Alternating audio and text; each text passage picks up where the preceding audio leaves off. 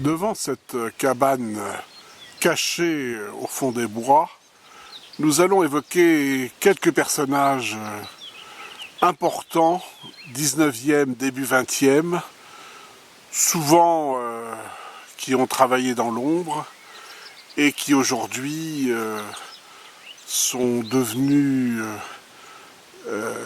stars pour certains dans l'actualité, réédités, adaptés en bande dessinée, en film, avec des biographies qui se vendent et des ouvrages dont chaque tirage était épuisé.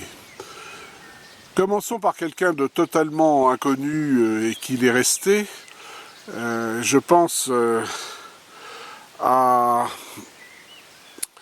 ce personnage qui s'appelle Grainville et qui a écrit au début du 19e siècle Le Dernier Homme, dont vous voyez ici un résumé qui a été publié en 1835. C'est une des premières dystopies, c'est-à-dire l'inverse des utopies. Et c'est bien ça qui marque ce siècle du développement industriel. C'est aussi un siècle où certains se disent qu'il faut se déciviliser, que l'humanité et la civilisation, et ce qu'on devrait appeler les civilisations, sont en perdition.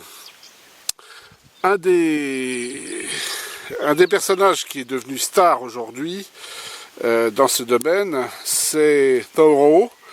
On le voit ici avec une bande dessinée qui a été réalisée.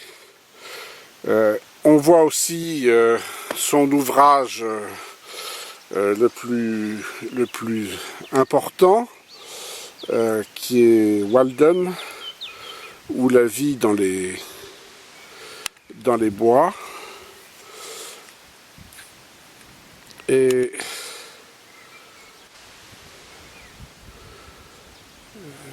où il raconte sa réclusion volontaire dans sa cabane. Et vous voyez ici une carte postale de 1927 qui montre sa cabane, qui a été détruite et qui est aujourd'hui reproduite à l'identique à l'endroit où il a vécu, à Concorde.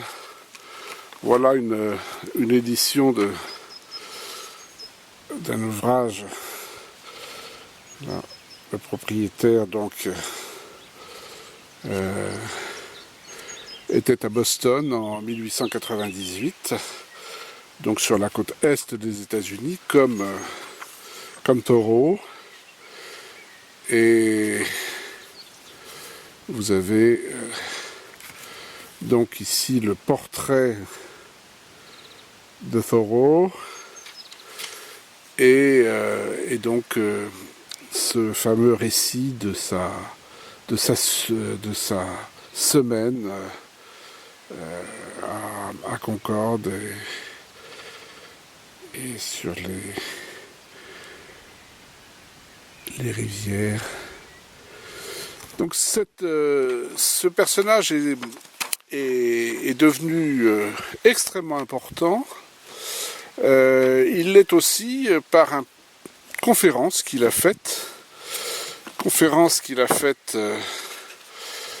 Initialement en 1849, et conférence qui était intitulée « Les droits et les devoirs de l'individu envers le gouvernement », qu'il a donné à Concorde, là où il habitait. Et puis il l'a transformé en texte en changeant le titre et en publiant en 1849 « Résistance au gouvernement civil », donc un texte dans lequel il explique qu'il faut refuser d'obéir à ce qui semble anormal, inique et contraire à ce que devrait être le bon gouvernement. Ce qu'il a fait lui-même, et il a été emprisonné. Thoreau est quelqu'un qui est en liaison avec d'autres personnages importants des États-Unis, et on peut citer ici Emerson, qui écrit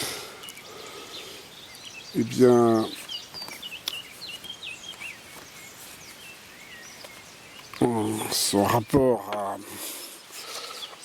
à la nature.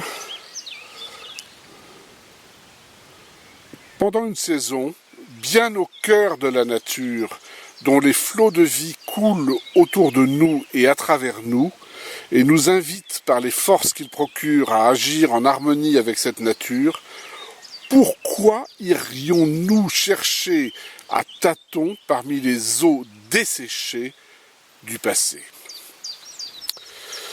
Ce retour à la nature, il est très important pour la préservation de la nature, et là on a un personnage qui va être clé, qui est John Muir, qui crée le Sierra Club et les parcs nationaux aux États-Unis comme Yellowstone.